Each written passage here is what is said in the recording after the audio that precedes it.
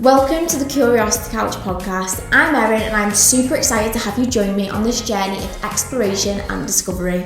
This podcast is all about diving deep into the questions that spark our imagination and ignite our curiosity. Each week we will challenge our perspectives on different topics and uncover new ideas to educate and inspire all of you nosy Noras out there. I'll be inviting guests from every walk of life and engaging in conversations to inspire us all to see the world from new angles. My goal is for us all to learn something new together. So get yourselves comfy, get yourself a cup of tea and let your curiosity lead the way. Hi guys and welcome back to the Curiosity Couch. Today we have the most exciting guest that you will ever see to appear on the Curiosity Couch, and that is my best friend, Kate Mount. Hi guys. You look like a bloody deer in the headlights. Be excited. I don't like being this side of the camera. Do you not? No, it's kind of scary. I thought you meant that side. I thought you want to swap sides. No. You mean like, yeah, so normally This Kate's the side. tech wizard. You want to see the tech you want to see how we film It's this. DIY for sure, innit? So in today's episode, we will be touching on all of the subjects, including grief, breakups, friendships, and much more. So stay tuned to see this episode. Kate just being the tech wizard. Keep this bit in. I wanted to chat. Right, you're a guest now. You're not a Karen's tech. a little bit taller than me. Okay, Kate. Trying to do two jobs at once here. Multitasking. I think we should go back and tell the listeners how we became friends. Oh my god. We used to hate each other. Hate each other. Like, Erin was my nemesis. one, enemy. You were my arch nemesis. Every time you were at a party, I was like... We were so mean to each other. Yeah, we were really mean were to each really other. mean. I don't think I Considering could look back on we the had a messages. mutual friend, I know. Leah, who was Yeah. really close to both of us. Yeah.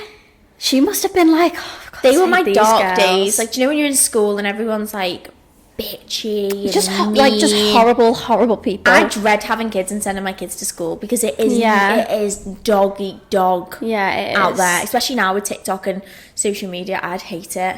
Yeah, and so I think you like this boy. I wish we could name him. You like this Let's boy. call this boy Dave. Dave.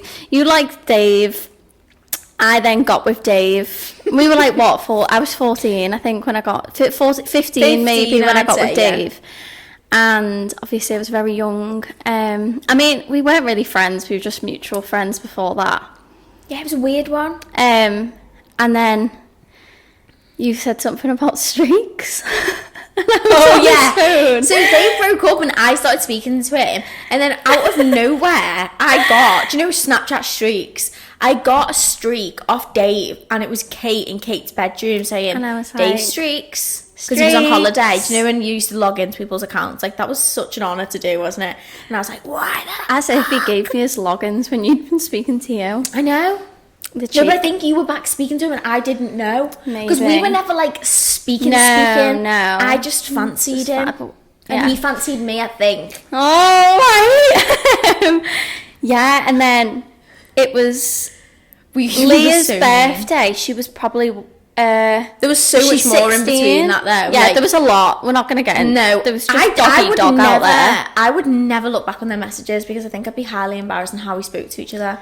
I was mouthy. To be honest, I had a lot of balls. Yeah, so did I That I though. probably shouldn't I have. wouldn't say boo to a goose No, now. like when I look back on messages, I'm like, why did I say that? Yeah. Like, I was speaking to people who were like the scariest, known for being the scariest people in the world, and I was like, yeah, come on, rag me then if you want to. And I was like, sorry. I feel like when you're in I've school, never been in a it's fight. just I would never different- fight. I'd never like. feel If like she you would could have ragged think me, of I things. wouldn't know what I would have done. But like, I don't know. I knew she wasn't, so I was like, Yeah. yeah, come on then. But Come on. I didn't do it to the scary people. I used to cower.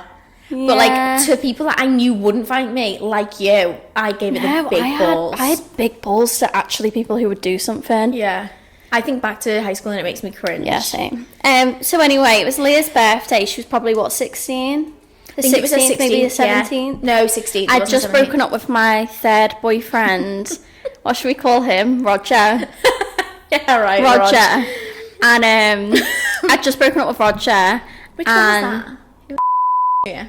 Just broken up with Roger, and we went to Leah's house. It was her birthday. We were going for a meal at Frankie and Bennys. Yeah, we were. And I walked in, and I was like, oh God, everyone's going to be there. Like, this is I was saying to Leah, really like, are you actually going to awkward. invite Kate and I'm going to be there? But time had passed. I think we were slowly getting older. Time had passed, so I knew I wasn't going to come in. You'd be like, what the fuck are you doing here? I knew it was going to be fine. Went in, and I was like,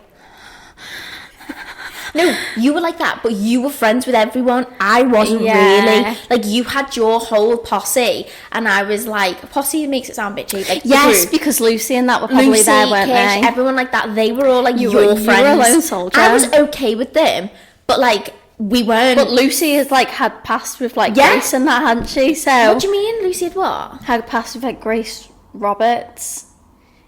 Didn't Lucy say? My God, yes! Like that. And I that was one of my scenarios where I was ballsy and I gave it to Lucy. Cringe. Yeah. So, and then I walked in. I was like, okay, whatever. It was literally just us three. And then Leah was like trying to make conversation. Leah was probably like, oh God, I can't deal with these two. What have I done? Leah was trying to make conversation. I was opening up about my breakup with Roger, he was the worst person on this earth. He's done many people dirty. He did me very dirty. No, big cheat. Scammer. Yeah. Anyway, I was opening up about that, and you were actually kind of warm, and I was like, okay, this isn't that bad. This isn't. And then we got to Frankie and Bennys, and I remember, I think you were trying to get us served. Yeah, I was. And I was like, this girl's sick. And you walked in and you had like confidence and you were like, can I have a vodka and Diet Coke? And I was like, wow, the confidence on this. I don't think we probably didn't get served. I don't think we did, and I think I used to be like, oh my God, I can't believe they think, oh, I can't believe I forgot my ID. Did you forget yours? Yeah. And it'd be like a table of 14 girls that always used to do and it. probably with 16 balloons. Yeah. And then turn upside down so it looks like 19. Yeah. And like, yeah, and then I was like, this girl's actually sound. And then we went back to Leah's, and it was like a little party. Leah got white girl wasted. Leah got white Ended girl up wasted. in her bed with a bin next to her head. Everyone else had gone home, and me and I Kate were staying. I don't know why we decided to be the people who stayed over. I think I was always staying, and then I don't know whether you decided. Maybe I couldn't get a lift home or something. Maybe. Or maybe we just got friends. So I was like, I'm going to stay with this girl. She's sick. Yeah, it was. No, I think throughout the night, we probably got more friendly. And then when Leah passed out, you might have been like, we were the only ones there, and we were like, we might as well talk, or this is going to be really awkward. Yeah. So we were obviously a little bit tipsy as well. I'm not promoting underage drinking, by the way. Very bad, very irresponsible. But we had a few drinks, and then obviously Leah passed out. Me and Kate were like, you're actually really cool, and I actually really, really vibe with you. Let's prank call people. Yeah. So we prank called about half of the world. Because like that was what you were like known for when we were that age. What's like it?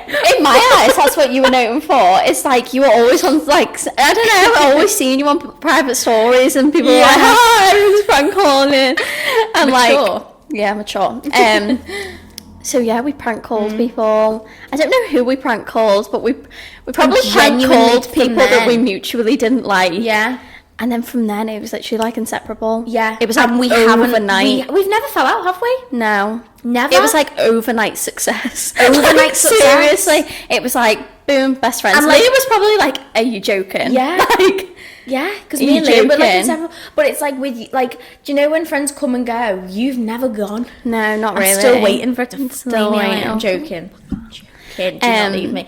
But I just like, I feel very, very lucky for that to have happened, because yeah, if it wasn't for that night, like, would we have ever become friends? Probably. I think we would have found each other, because we're soul friends. Yeah, we are soulmates. Like, boys come and go, Kate's never going. No, never. I won't physically let her go, because then my life would end. Yeah. So then after that, just got friends. We've had like friends. We've been like in a couple of trios together. People have come. It's always just been me and you. We've survived the storms, haven't we? Yeah. Smashed it. Absolutely smashed it. We smashed it out of the park. So them girls that you hate in school, might end up to be Yeah. the godfather of your Be kids. open-minded. Godfather? Godmother? Excuse me. Mr. Fern. Uncle Fernie. Uncle Fern. Oh, God. Our other friend Fern, she calls herself Uncle Fern to my dog. Well, it's because Lloyd's got her name wrong. They were calling her Mr. Fern for ages, Mr. Fern so too. now we call her Uncle. Uncle Fernie. And I'm Auntie Kate. Auntie Kate. So, we have been together. We have been together. That probably like 8 years, 8 years. 8 years. Probably. And through that time, we have seen a lot of A lot of heartbreak, boys, a lot of sadness, happiness, success, failure. We've been seen a it lot. all. We have seen it all. But Kate was there through my first heartbreak. Can we speak about that? You were going to say this. Can we speak about that? Go on. So, set the scene. Erin had been with him for like, what, 3.5 years? And kind of sense it was gradually coming to an end. Yeah, I feel like we came to, it was coming to the end of the I was road. clutching on with for straws. Yeah, and I was a bit like, okay. Anyway, 1 minute, I get a text off Erin. Oh my God, Kate, no, you need to come now. Brian's just broken up with me. Like, I can't cope right now. Like, please, can you come? I probably just passed my test not that long ago.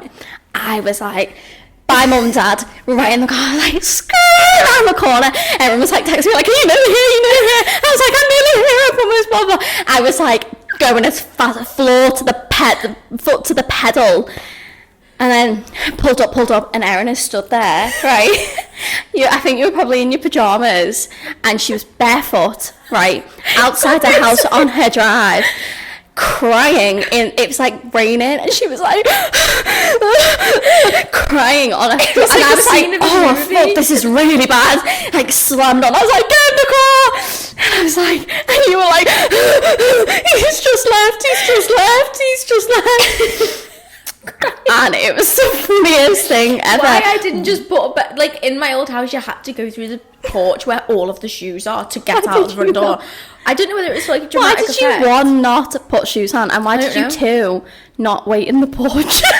I didn't even say anything. Mum was like, "Wait," I was like, "Out!" She was like, she must have been like, "Oh God, Brian's just left." Yeah, I was literally like, I just remember my feet really hurting from the stones. yeah. Bloody hell, you were on bare gravel. What the heck? I've never, honestly though, I have never ever felt so sad in all of my life. No, honestly. And I remember saying to Kate, like, and I'm not joking you, like, for months after, like, I am never, how dramatic. Never, I was ever, like, ever. I am never. So if you're going through a breakup, This is the silliest, and like, especially when you're younger, I think, like, I genuinely was convinced I am never going to be with anybody else, and I am never going to be happy again. that's just wild. Like, Wild. and do you know what? And like, I was like, Erin, don't be fucking stupid. Yeah. Erin, No, I was let's convinced. not be silly. And I was like, he's obviously not for you. I remember sending you like inspirational videos, like, he's not the one. The one would never do this to you. Yeah. Blah blah. If he wanted And, like, to, you he will be would. okay again. I broke up with my blah blah blah blah blah. And I would be like, no, Kate, you don't Yeah, understand. mine's like, different to everyone else's. I used to watch vlogs on YouTube. I used to Google people go through breakups just to see if what I was feeling was the same as other people. honestly. Whereas I feel like you used to be really bad. When I was with Brian and you were going through your, like, trying to get a boyfriend stage, I feel I like was there like, was, because I seen you too happy, I was like, there was a point in time where you really wanted a because boyfriend. I hadn't really had a serious boyfriend. Like, I'd only really had like Idiots. children, like Yeah. children relationships. When she was a child as well, by the way. That's what I mean. Yeah, not with children. When you really had No, children. like, say, like, my last one was 16 and he was horrible to me, and it was never really like serious.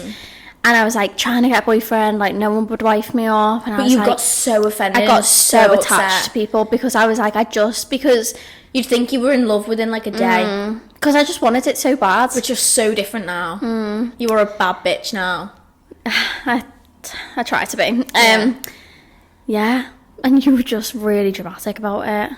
Really dramatic. And like, it was like, Kate, no, you don't understand that this is the father of my children. Yeah, I'm getting married to this boy. Like, Erin. Thing is though, like I feel like in life everything does happen for a reason, even when it feels so shit at the time. Like everything in your life is meant to teach you something and make you grow as a person. I truly believe, and I think when that happened to me, I just thought this is the worst thing ever. But in hindsight, wow.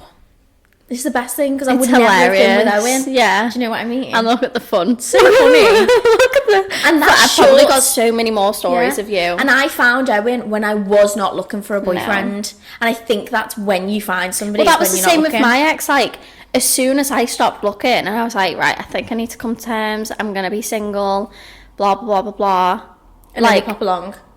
And then I got Tinder again, and literally the first person, and it's crazy because it's like as soon as you stop looking, they're there. Like the world's like, leeches. Okay, now you're ready. Yeah, exactly. It's crazy. It's mad. And I feel like when I met Owen, I still wasn't ready to have a boyfriend, so I pushed him away and pushed him away and pushed him away. And the fact that he stayed is like, that's why I'm like, oh, you're my person. Because when I was annoyed that I'd found him when I found him, to be honest, because I was having a ball. I was like single, I was free. Not to say that I was going out, like doing all sorts, like that's not me anyway. But I was having so much fun, like going out, getting drunk. Yeah, like it was so much fun. I was living my best life, but I feel like I'm done with that now. Yeah. Well, I hope so anyway. Well, I hope so, Owen. Although Kate might look very happy, very go-lucky, very positive, you have actually had a really shit couple of years. Yeah. Well, do you know what it is, right? Like, my life has always been really easy. Like, I've never really had any problems in my life. Like, everyone stayed alive. Like, like, my granddad died before I was born. Other than that, I had no losses, no troubles. Everything was fine. Family's happy. Blah, blah, blah, blah, blah. And then it was 2 years like November in 2022 when everything was crumbling. It was a point where like I was thinking about this the other day when you text me to tell me about your dad getting poorly. Well, there was stuff before that though. I know, that's what I'm saying though, but there was a point where I was like, not another thing. Like, how much can one 20-year-old, 21-year-old actually take? Yeah. I was with my ex-boyfriend, let's call him Dylan. His family was going through a lot at the time, and obviously me and him had been together for like 2 years, so it was very, we were a solid couple. His nan started to get unwell, and he was really, really close with his nan, and then his granddad was unwell for a little bit, his stepdad was unwell for a little bit, and then like that all happened, and then it was like one thing after another with his family, and I was like, I was taking the toll because I was like, this is like, and they lived like 40 minutes from you as well. Yeah, so we were commuting like back and forth. Commuting, obviously I had to be there for him quite a lot because he was in the hospital all the time, with his family members, and then my dad was also. His health wasn't great. We knew something was wrong, but we didn't know it was quite... Because there was such a big thing going on, I was a bit like, yeah, but this is nothing. Fine. Like, this is fine. This is fine. Like, my dad's just a little bit unwell, he's not really eating that much. I remember the first time you said to me, like, my dad's not well, like, he's not eating very much, he's lost a bit of weight, and he's going in for a blood transfusion. So he went to the hospital. Like, and I remember where we were when you told me that. It was in Port Sunlight, and it was about when we were about to turn left under the bridge. And I remember looking at you thinking, what the fuck? Yeah, and my dad went in for this blood transfusion, because he went to the hospital and they were like, something's not right, like, can't really put their finger on it. Gave him a blood transfusion. I remember telling everyone, and everyone was like, fucking hell, like, that's not good. I think you were in a bit of denial, like, you weren't realising. Like, yeah, but, like, I think because there was so much going on in Dylan's life, everyone was just kind of like, oh, like, that's shit. But, like, here's the real big issue. And then Christmas came along, and my dad was, like, not well, was he? Like, he was, like, really, really dropping in weight, not eating at all. He was, like, just not the same person at all anymore. I remember you texted me saying that he'd gone to your nan's because he didn't want to be around, and I was like, wow. Yeah, so my mum still wanted to host Christmas. And then... my nan always used to go to my uncle's for Christmas anyway. So my dad was like, no, I don't want you to cancel Christmas because of me. And me and Sophie were like, I want to fucking cancel Christmas. I don't want to do Christmas with everyone.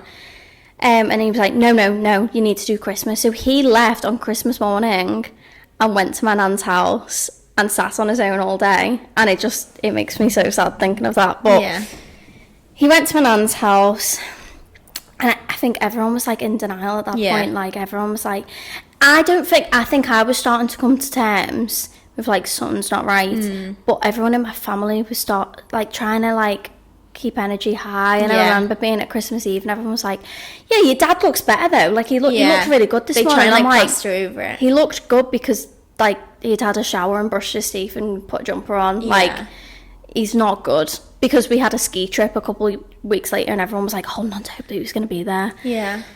And then it was the 27th of December, I think, and my mum just woke up and she was like, I can't do this, because they were in limbo with the doctors. To hospital, hadn't he? And they'd sent him home. Yeah, been in limbo with the doctors, and my mum just woke up and she was like, I can't do this. This isn't normal. Like, you haven't. So they did the blood transfusion, but then they were delaying tests to find out why they needed that. The blood transfusion was in like November, and they'd waited a stupid amount of time. They hadn't like, and kept just sending him home, didn't they? Yeah, and, like, just like, and I was like, but why are your white blood cells so low? Like, why? Or high? I think they might have been.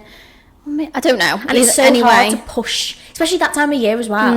It's so hard to push and be like, I don't know, because I feel like with doctors and stuff, and sometimes like you have, every person who's been diagnosed with something that I've known personally, or my clients or anything, not one of them has just gone and they've been like, yeah, we don't like the look of this, we're going to get it sorted. No, it's never. You have to fight and push and push and push to even get like taken seriously now. It's So we were going through a whole process.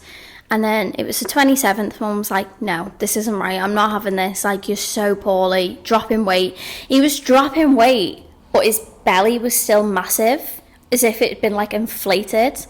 She took him to A&E, and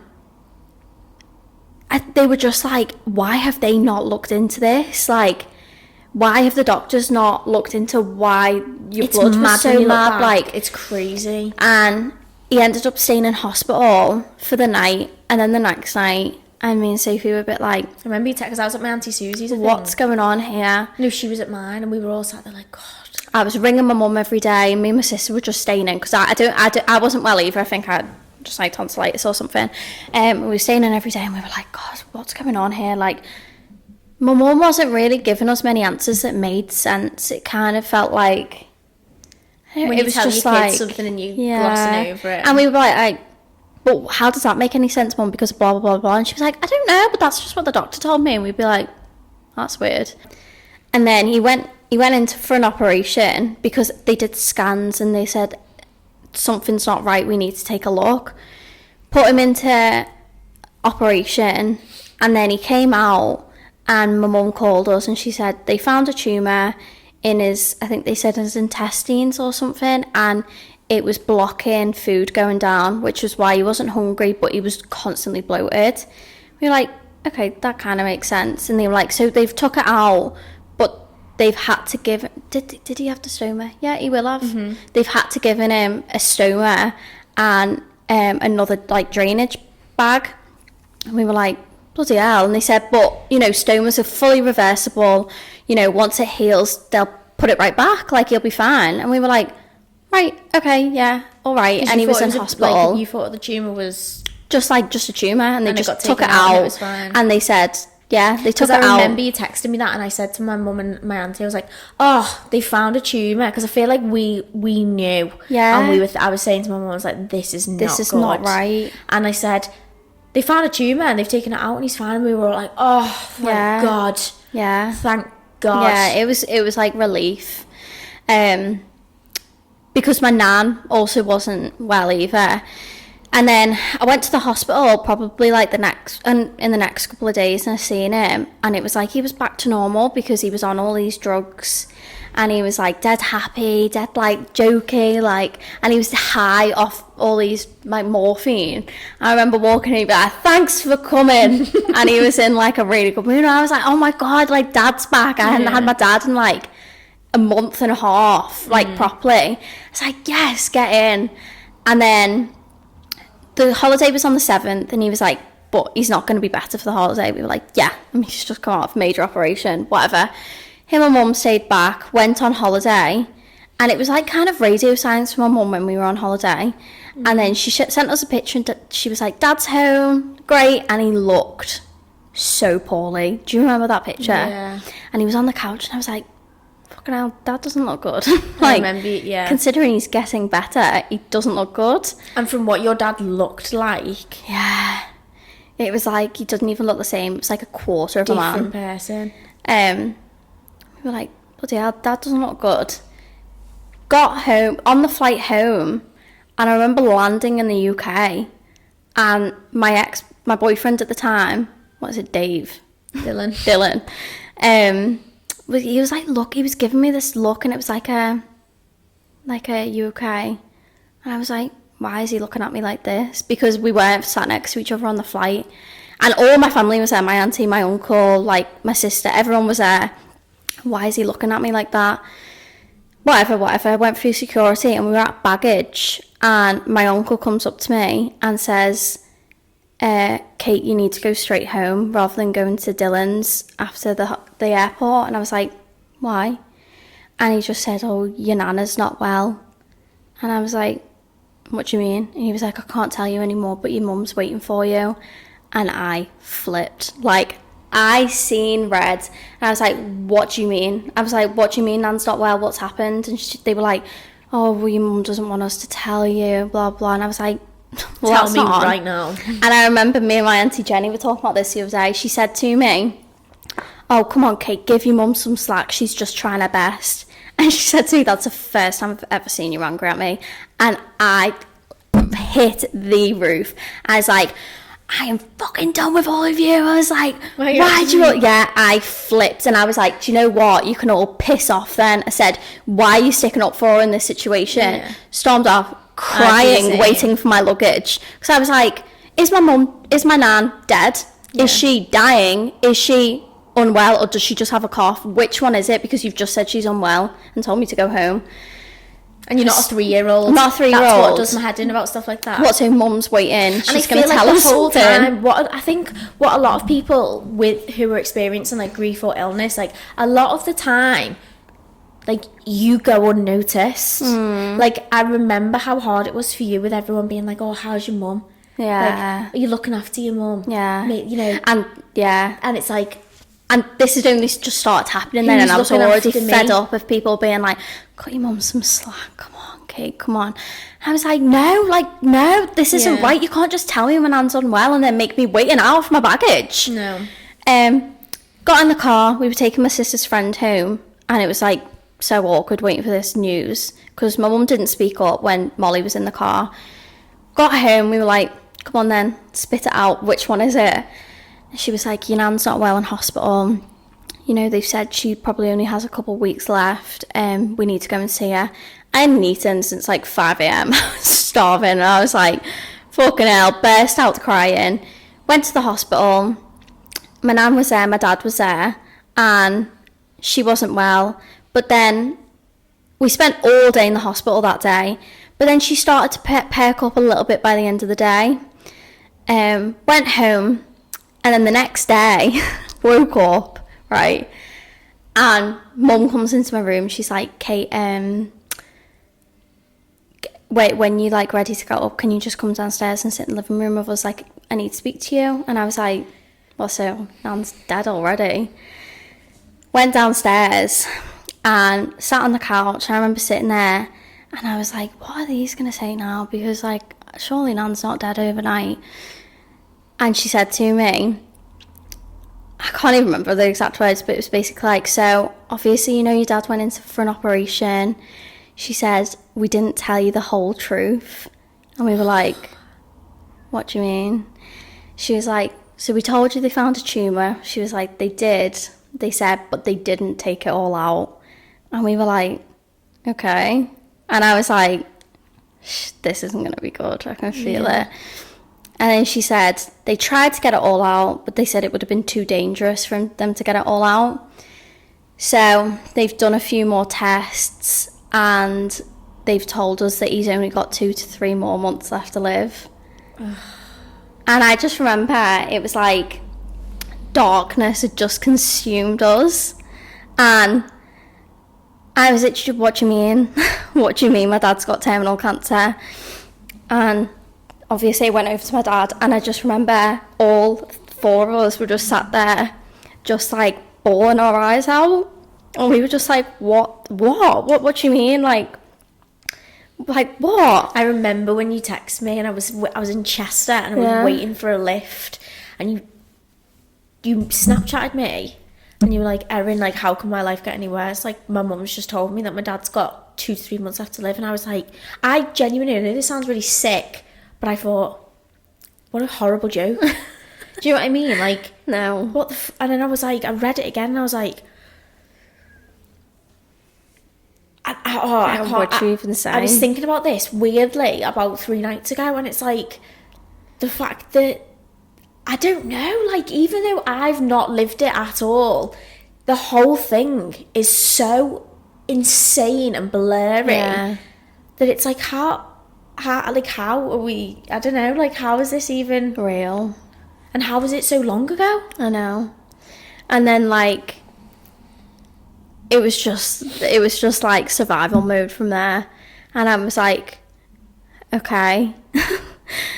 And then I don't even know what happened from then. Like, we just had to get on with it. Like, that was just our life then. And like, Nana was getting worse, and then she'd get a little bit better, and then she'd get worse. And then I said, okay, well, like, we can't all still be working full time. Mm-hmm. There's 2 people unwell here. So I said, okay, I'll go part-time and work. Went part-time in my old job. And then they said to my nan that she was going to come out of hospital. Came out of hospital. She had, an oxygen tank in the house. And we basically wanted to have, like, 24-hour care. We had carers, but they'd only come in twice a day. So me, my mum, my dad, my sister, my auntie, my uncle, we were basically on a rota. I made a rota, and it was like morning, afternoon, evening, night with my nan, so she'd have someone there all the time. And I obviously took up most of it because I was working like 3 days a week. So when I wasn't with my dad, I was with my nan, and then when I was in work, I'd go and see her straight after. And then I was kind of like, I was just on pins when I'd stay over, because I'm like, she's just in the other room, and you just don't even know she's just going to just like stop breathing. Yeah, I remember you saying that. And then one night I was meant to go to hers at 8 a.m. in the morning because it was my shift, and my uncle was there, and he called mum or something and said, Val's gone to hospital. Like, when we woke up this morning, she was coughing, she was being sick, and it was like brown. So we called the ambulance, came straight away. She's in hospital, and I was like, fucking hell. All right, so I think we went straight to the hospital instead, and she was on like the it was the ward of all like the people who were like pneumonia and stuff. It was like people who were like crazy. Oh, like right. They'd lost their heads. Okay. Like a mental health ward.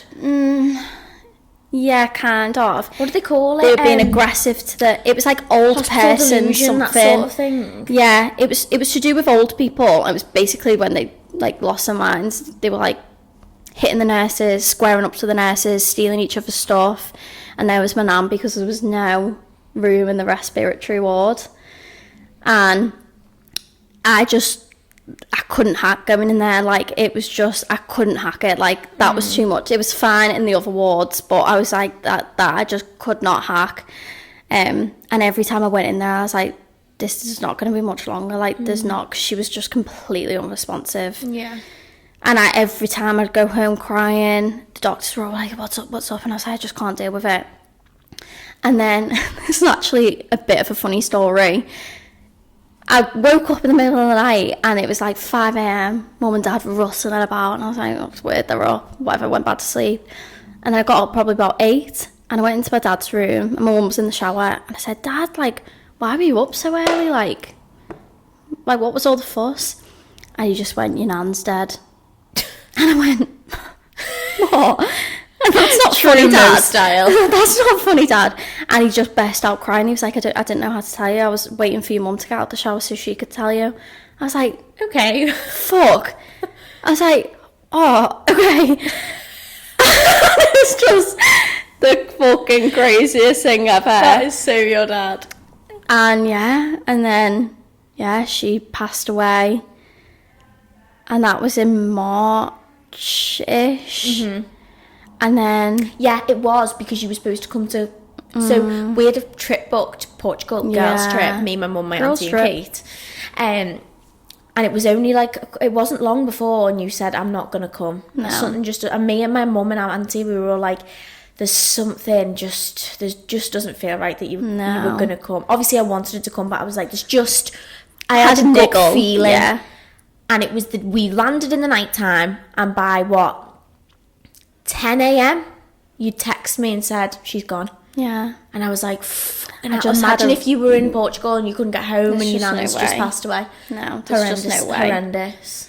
And then around the same time, my ex-boyfriend's best friend died in a car crash, and it was literally just like, what the fuck is going on? Like, I've never lost anyone in my life, and within a couple of months, my dad's dying, my nan's dead, my ex-boyfriend's nan's dead, and my ex-boyfriend's best friend's dead. I was like, what? I was like, what the fuck is going on? Yeah, stay away from me. Yeah, literally. I was like, who's gonna go next? Literally.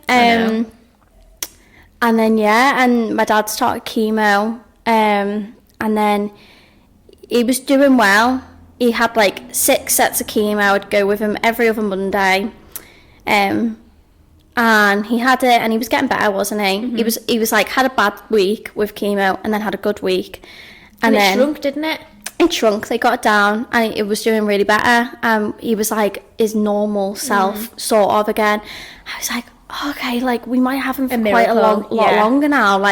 Okay, and they were like, it's looking good, and it was good because he wasn't reacting to the chemo that bad. His hair wasn't falling out, he wasn't getting sick or anything, he was fine. And then it was when he started the second round of chemo, I went with him, and I remember watching him, and I was like, he doesn't look well, he's going pasty. I said, Dad, you okay? And there was sweat dripping down his head, and I was like, calling him. I was like, he doesn't look too well, Dad was like, no, I'm fine. Next thing he was like, Kate, is there a bucket anywhere? And just threw up everywhere. So then they were like, okay, we're gonna have to stop the treatment early because he's clearly not reacting well to it. Went home, he was being sick all the way home, and I was like, oh, fuck's sake, what, fuck's sake. And then we tried again 2 weeks later, another reaction. I think we may have tried again, another reaction. So you're like, okay, you can't do chemo anymore. And then I think it was a couple days after my birthday, and I'd spent my whole birthday in bed with him because he was just not well. And then a couple of days after my birthday, my mum was kept ringing, because we went private with the chemo, kept ringing the hospital, are you going to see to him, I think we need to be seeing, he's really not well again. Yeah, come to the hospital, we'll see him. I drove them to the hospital in Liverpool, to Clatterbridge Cancer Centre, and he just never came out. He was in there for probably 4 weeks, and it was just he was okay, and he was just getting worse, and then he was getting worse, and then he was getting worse, and every single time I'd see him, it was I was saying goodbye. Yeah. And then it's just the maddest thing to look back at. You coming, because you started working here, didn't you? Because obviously you were getting stressed out about taking time off your other job and having to take the holidays, blah blah blah. And I just said, Kate, just leave, leave, come work with me. If you're not in, you're not in. Yeah. There's no strings attached. It's fine. Just be with your dad. Just be with your family. So I remember you'd come in, you'd do a bit of work, and then I'd be like, oh, are you doing anything? You'd be like, I'm just going to see my dad. And it was like that for so long, and it's just the weirdest time. I'd just go drive, to Liverpool after work, go and see him. And then there was one day, and I was in here, and we were doing filming, and I went and seen him after work, and I dropped something off, and then me and my sister went to watch a film. And then my mum was staying over towards the end because she was my dad was didn't want her to leave. And then it was in the morning. Mum came into my room. She said, Soph, like, can you come in? And she just said, and I knew something wasn't right because someone was crashing around downstairs, and I was like, who was that? And my mum just came in and just said, just burst out crying, and she didn't even have to say anything. You just knew. I just knew, because I was like, why are you home at 6 a.m. in the morning? And yeah, my dad passed away about 6 months after he got diagnosed. So just yeah, insane. It was just the fucking craziest time of my life. Like, what? It's genuinely insane. Like, what the actual hell? Just feels like a dream. It actually does. I remember I was in Owen's bed in his old house, and you texted me and you just put, Erin, he's gone. And I was like, who? Yeah, I was like, no, he's not. And I remember I was sat there and I had no clothes on. Weird, but I had no clothes on. I was in bed, Owen had gone to work, and I was lying in bed, and I just opened my phone and I seen that, and I shot up, and I've never been so awake in my life, and I just started screaming, bawling, and I was like, oh my God, like, I got in the car, rushed home. I was like, I can't remember when my mum was off work. I don't know whether she like stayed off work. It would have been school holidays. Yeah, August. It was. Yeah, it was. Yeah. I remember going home and I cancelled my clients because I was like, I cannot. No. I was going on holiday the next day. I was going on holiday. Were you? Yeah, I was going to Fuengirola. Oh. Yeah, and I was like, oh my God. And I was like just running around. And I think as well, like, we'll have to do another episode on this as well, because I think it will help people, because it's hard I feel like for other people who aren't best friends, like, they, you know, you just check in and you're like, hi, are you okay? Like, you know, sending my love, always here, whatever. But as like the best friend, it is so difficult to know what to say. Because there's nothing you can say. That's the thing. And there's nothing you can say to make it better. And obviously as a best friend, like, especially of how close me and you are, like, there's not many things that we can't solve for each other. No. Do you get me? Yeah. So it's like when I'm constantly like, I don't know, like if you're having a bad day, or when, especially back then, it was like, felt like I was just saying the same things over again. And I was like, I didn't want to piss you off. No. I didn't want to like go at you or like keep bringing it up or keep, you know, it's so There's difficult nothing you can say though, and I'm not like... It's one of the most difficult things to navigate. It's just horrible. It's like... It's just horrendous. What do you even say? What do you say to people? Like, oh, I'm awfully sorry. I know. Awful. So yeah. And then just... to fucking get on with it. I know. Gotta just live gotta live this new life out here. So we've noticed throughout this episode you've been quoting the ex-boyfriend. You have a couple of clients going, oh, you're having Christmas with me? About that. Yeah, about that, we split up.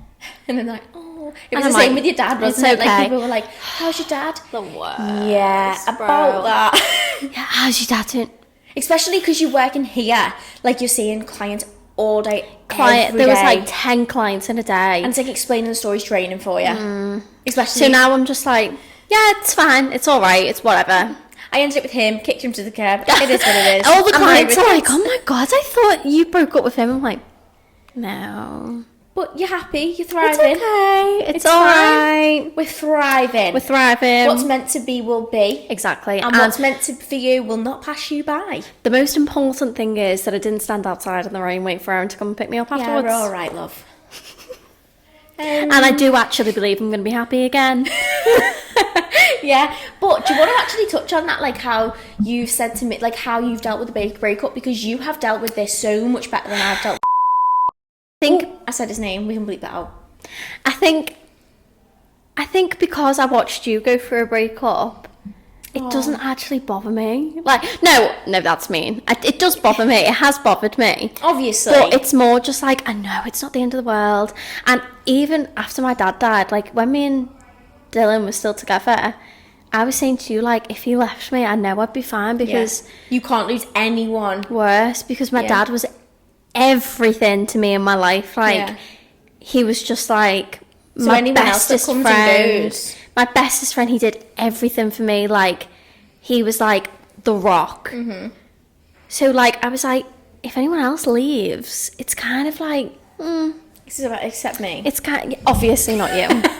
Your world would die. But I knew I was going to be okay. Of course you are. And I knew, like...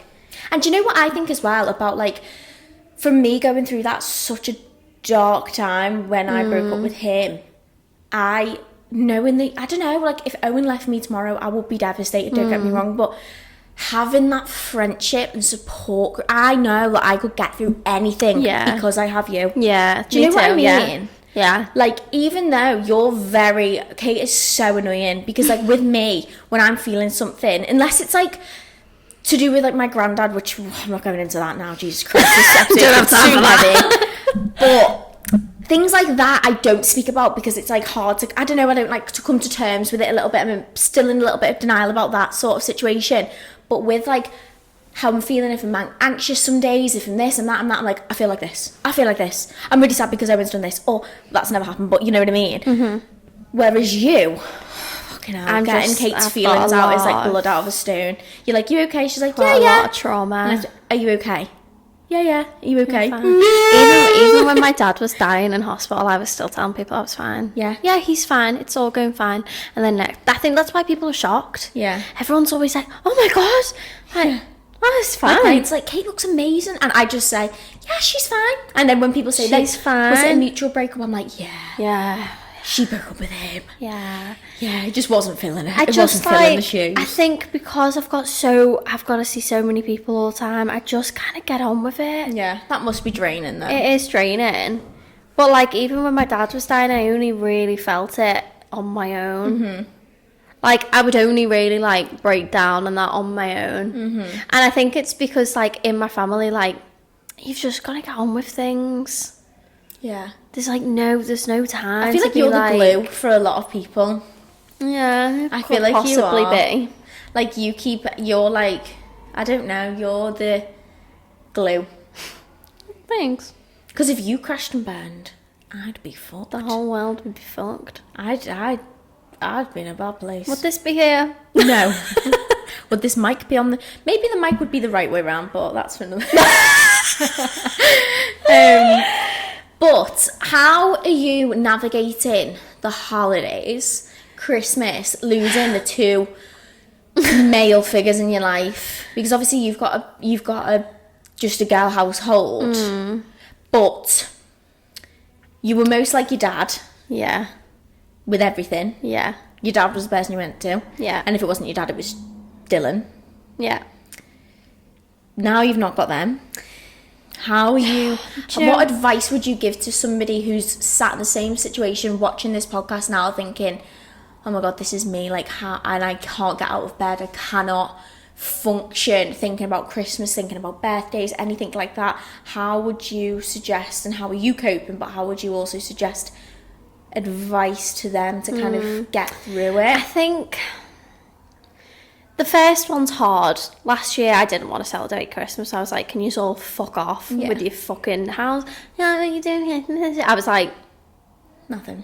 I don't want to speak about it. Please leave me alone. Mm-hmm. This year, I don't feel as bad.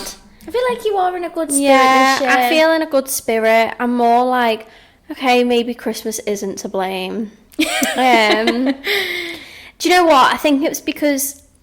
2 Christmases ago, Dad spent it on his own, didn't spend it with my dad. And then last year, first Christmas without my dad.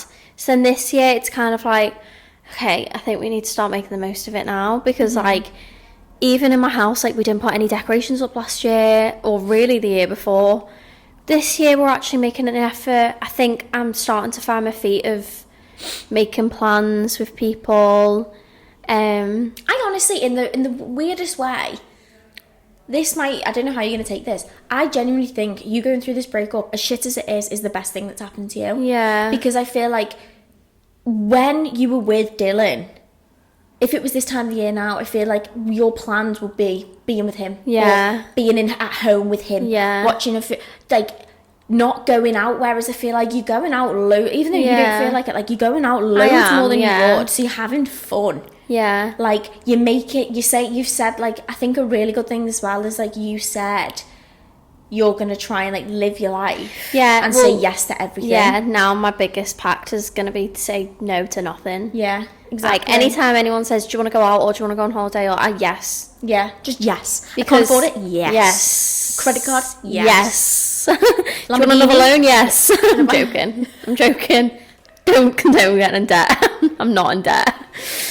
But yeah, just, it's more just like, because I think when you've got a boyfriend, you're kind of like very much together, your time spent together. Weekend, what you're doing, obviously I'm going to be with him. So I think now it's kind of up to me to make the plans with my friends. So I've done that, and I've actually kind of felt the Christmas spirit a bit more this year. Have. I feel like you've been, look at you sat there in your Rudolph top. In my little, what does it say? Santa, define good.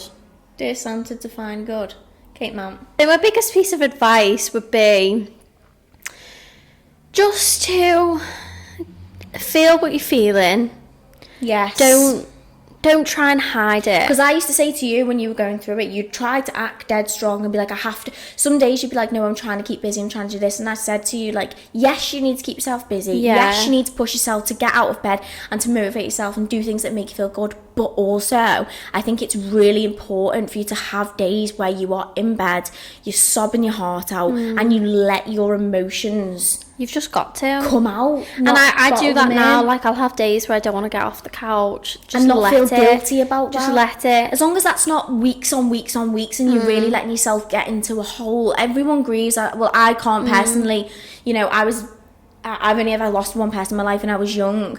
But I feel like everybody grieves differently. So this isn't obviously us saying this is how it should be done.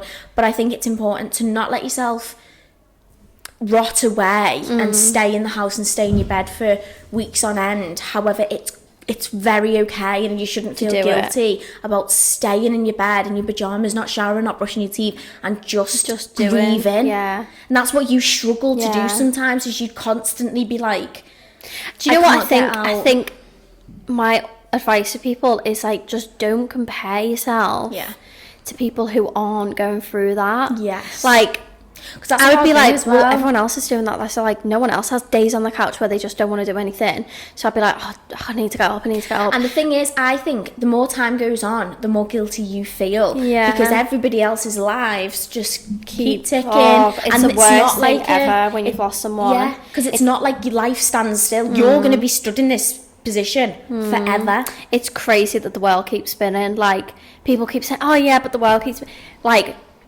when my dad died, I'm like, why the hell is everyone still moving? Why is everyone still working? Why have I got to still work ever again? Yeah. And like, hello? Yeah, exactly. Hello? Every time I'd walk into a room, I'd be like, why is no one thinking about the fact that my dad's just dead? Yeah. Like, but now though as well, like, and it's like, I can imagine that is the most horrendous thing, because now you should be like, I feel like in your head sometimes you'd probably be like, why the hell do I still feel like this? I don't have a right to like speak about it because it's so long ago almost.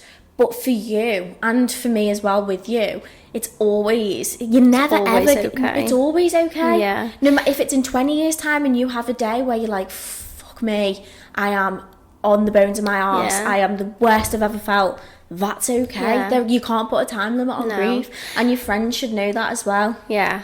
Oh, absolutely. It's about your support system. And I do also want to mention, like, as soon as my dad got ill, people were saying to me, you need to go to therapy, you need to go to therapy, you need to go to therapy. Like, Kate, you need to go to therapy. Because so much shit was going on in my life. And I was like, no.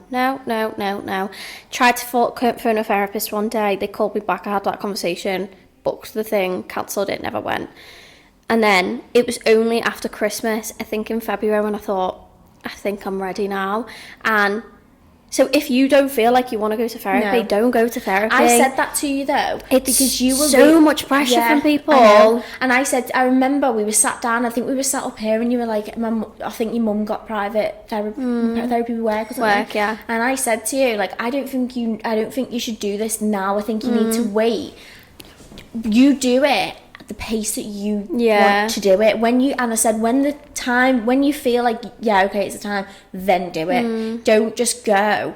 Because I feel like if you go to therapy, and I've done it, and I've been to the therapy, and I don't think I was ready. No. I do need to go to therapy, and I think we should do another episode. You need to go to therapy. And like, because I feel like you losing your dad triggered, not to so obviously make it much about for me, you, but triggered so much for me. And like, when I realised, I was like, Shit, Erin's fucking health anxiety has gone really bad That since was I told her turning about my dad. Yeah, that was a 10. I think it was I think it was more that, like, this is close to home, for one, and two, I've always had health anxiety because I lost my best friend when I was 9, and that was just horrendous. And it was like when you said, when your mum came in, she didn't have to say anything. My mum got off the phone with my best friend's at the time's mum, and she said on the phone, she was like, "Are you keeping Leah off?" And she was like, "Yeah."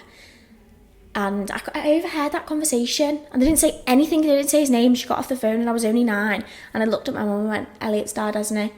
And my mum just started crying. She was like, "Yeah." And I was like, "Oh my God." That was the worst day. But that's always made me nervous about being ill. However, when your dad, I think for me, I really deep at everything. Yeah.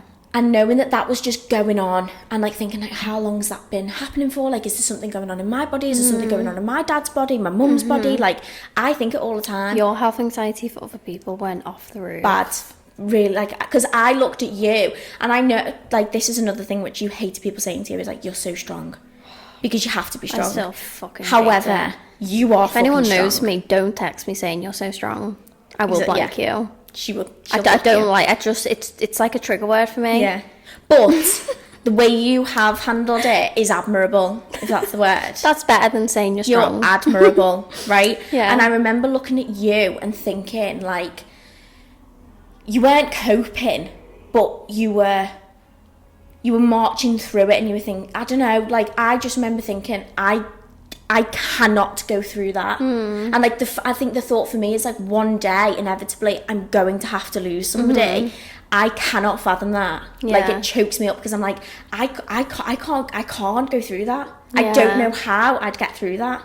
You would though. I know, but it's like, I don't know, it triggers something. It just makes me so worried. I was on the way here the other day. Is it? Yeah, I was literally on my way here the other day, and I was thinking, imagine not being able to call my mum out of nowhere. And I get so and I never got panicky before about it, but recently, or I'll be sitting in my bed and I'll be lying there and I'll be thinking, I can't get off this earth. Like, do you remember we were speaking about this far too much? Yeah. Like, we're just like, it's like we're in a tunnel, I can't get off. and I always describe it as it's getting narrower and narrower and narrower and narrower, and then one day it's just going to end. And I'm like, how? That's it. And we're not going to depress all these people with that. I know, we need to lighten this up a bit now, Jesus Christ. But yeah, we'll speak about that in another episode, because I think it is valuable. Definitely. However, do a whole episode on grief if you guys want. Yeah. My grief, your grief. Our grief. Our grief. What's mine is yours. Anyway, let's move on. We've had a little dilemma that we got sent in, and I think it'd be a nice time to lighten the mood. Yeah. And answer this while we're talking about boyfriends as well. Okay, so we had a girl write in the other day, and I read it and I was like, oh, that's actually really relevant, I think, to us too. Yeah. So she said, hey, absolutely love the podcast. Just wanted to ask for some advice. I came out of a 9-month relationship at the start of the year.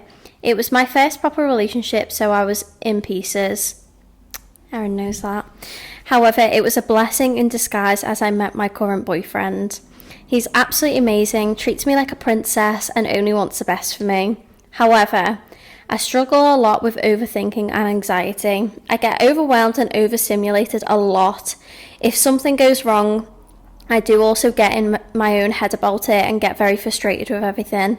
Unfortunately, he does get a lot of my frustration thrown at him, which obviously isn't fair on him when he's done nothing wrong. Are there any tips on how to help with overthinking and getting overwhelmed? I'm massively into reading, so if you had any books on how to help with mindset, that would be amazing. Keep up the amazing work. I think, first of all, it's important to say, do not tarnish everybody with the same brush. And I think I did this a lot when I first got with Owen. I was like so peed up. I was like, is he going to be, I don't know, because me and my ex weren't happy. We weren't happy together, even though I thought we were. He was young, I was young, he was going out all the time, partying, whatever. And that to me is not the lifestyle I live. I'm not a party girl. I don't like people who go out all the time. I don't like boys who go to festivals and events. It's just not my thing. So when I got with Owen, if he was going out with the lads, I'd be like, right, this is it. I'm going to be up all night waiting for him. And like, I had to let that go and let him in. Prove and just to you until himself. This is what I live by now. Until somebody's gave me a reason not to trust them, I will trust them on, 99%. And when they give me a reason not to trust them, they're gone. They're gone. There's no proving themselves. There's no do better next time, don't do this again. If you break my trust is gone. And it is not. I've done it before, and I'm not even going to attempt to rebuild that. You fuck with my trust, you're done. You're out, baby. You're out. And I will have no regrets. So watch your back, Owen, okay? So make sure you're giving him a chance. And it's hard because Owen gets the brunt of my emotions because I am convinced I've got that PMDD. And I'm due on next week. This is very relevant to you. I am due on next week, and I am vile. Owen dreads 2 months, 2 weeks. He says to me, he goes, it's coming, isn't it? It's the 10th. Yeah. He's like, it's the 10th. Erin's not going to wake up. And I was feeling so down this morning. I was thinking, oh my God, I'm nearly on my period again. How? Because my period is like the week before, I'm a monster. The week I'm on, I'm a wreck. In pain, just vile, and then the week after I'm recovering, and then I've got a week of goodness, and then it's back on that roller coaster, and it's like, and Owen's riding it with you. He's riding it, and like it's hard for him, but that's why I know like he is the one, because he just no bother. Does it? It's no bother. He doesn't make me feel guilty for it. So as long as he's supporting you, and he like. Everything I went through with my ex, like Owen totally gets, and like he never judges me like for feeling the way I do. He lets me feel every emotion that I've ever expressed to that boy. He never judges. He never makes me feel guilty about it. He'll never think that's just stupid. He always validates my feelings. Yeah. I think that's so important. I think as long as you are acknowledging it, which you clearly are because you've written it in, and you speak openly with him about it, and like, I'm sorry, it's nothing to do with you. It's like, I think the right person will understand. 100%. And if he doesn't understand why you feel the way you do, he's not the right he's person not the one for you. No. Yeah. So make sure you allow your feelings to come through. Try not to take out on him, but if you do, he should understand. He should. Just talk. Communication is key at the end of the day. Yeah, you just need to be open and honest. I'll say to Owen, like, there was one time where like I went on his laptop and I was like, what's your password? He was like, oh, I'll type. I can't remember what. Oh, he said, I'll make you your own account. Now that happened with my ex, and I don't know, I can't guarantee, but whatever. And like my PTSD was like, I was like, well, why didn't you want me on your laptop? Why didn't you want me on your, do you remember? And my head went, he was like, whoa. He was like, I just thought it'd be a nice thing. He was like, I'll log you on now, I don't mind. And then I was like fuming. 15 minutes later, I was like, the reason I felt like that is because this happened. And I was like, that's fine. Like, he was like, I already guessed it, so that's fine. But you acknowledged it, and Owen's secure enough to be like... He's not insecure in the slightest, Owen. Like, he is secure. Like, he's a legend, Owen. He is a legend, isn't he? He's a legend.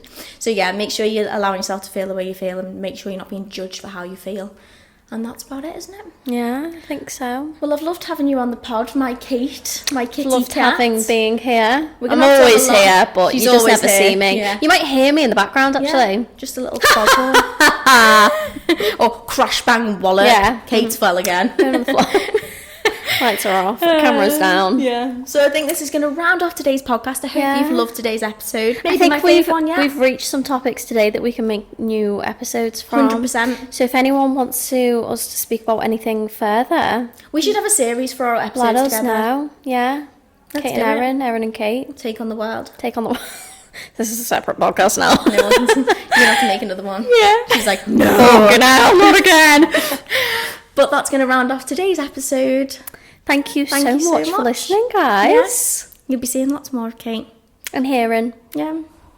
Bye.